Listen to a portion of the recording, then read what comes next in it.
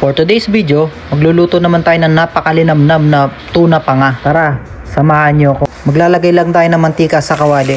Tapos ipiprito natin yung mga tuna panga na nabili natin. Habang piniprito natin, magpiprepare muna tayo ng mga aromatics natin.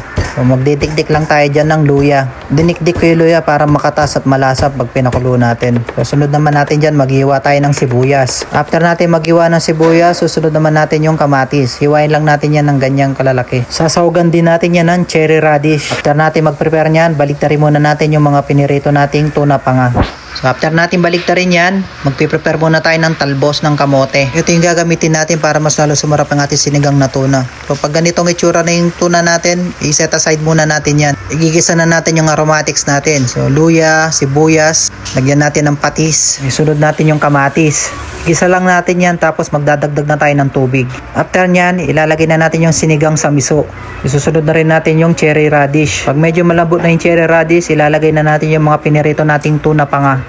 Pagkalagay ng mga tuna panga natin, isusunod natin ilagay yung talbos ng kamote na lininis natin kanina. Tapos takpan natin at pakulan lang natin ng ilang minuto. Siyempre, titikman muna natin kung masarap yung linuto natin. Okay na to! Ito na ang ating tuna panga sa miso. Napakadali lang nito lutuin kahit ikaw kayang-kaya mo tong lutuin. Maraming salamat, like and share!